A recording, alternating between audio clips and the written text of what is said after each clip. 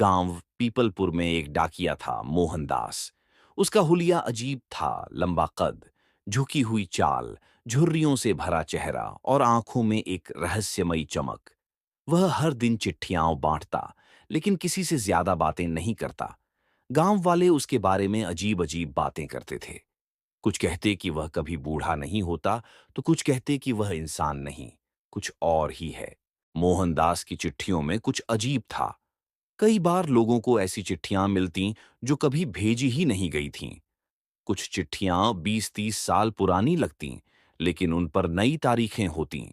एक दिन एक बूढ़े किसान रघुवीर को एक चिट्ठी मिली। वह कांप उठा, क्योंकि वह चिट्ठी उसके बेटे की थी, जो 10 साल पहले लापता हो गया था।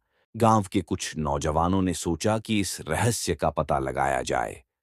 एक रात वे गांव के पुराने डाकघर में छुप गए, जहां मोहनदास रात को अकेला आता था। रात के अंधेरे में उन्होंने देखा कि मोहनदास एक पुरानी संदूक से चिट्ठियां निकाल रहा था, जो 100 साल पुरानी लग रही थीं। जब उन्होंने उसकी आंखों में झांका, तो वहां अजीब सी चमक थी, जैसे वह इंसान नहीं, बल्कि कोई आत्मा हो। एक दिन गांव के पुजारी ने बताया कि मोहनदास कोई आम इंसान नहीं, बल्कि एक पुरानी आत्मा है। एक 100 साल पहले एक डाकिया था, जो गांव में बाढ़ के दौरान मारा गया था। वह कई चिट्ठियां नहीं पहुंचा सका, इसलिए उसकी आत्मा अब तक लोगों तक चिट्ठियां पहुंचाने के लिए भटक रही थी। जब गांव वालों ने यह सुना, तो उन्होंने उसके थैले से आखिरी चिट्ठी निकाली और उसके असली मालिक तक पहुंचा दी। उसी रात मोहनदास को आखिरी बार देखा गया। उसकी आंखों की चमक बुझ गई और वह धीरे धीरे हवा में विलीन हो गया। अगली सुबह गांव का डाकघर खुला, तो मोहनदास की जगह एक नया डाकिया था। लेकिन जब लोगों ने ध्यान से देखा, तो उसकी चाल, उसकी आंखें और उसका बैग बिल्कुल मोहनदास जैसा था।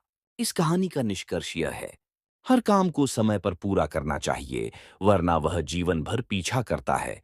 कुछ रहस्य कभी खत्म नहीं होते, वे बस नए रूप में सामने आते हैं। ऐसी मजेदार कहानियां सुनने के लिए हमारा YouTube channel like, share, subscribe करें, वीडियो में कमेंट करें और बेल आइकन को ऑल पर सेट करें।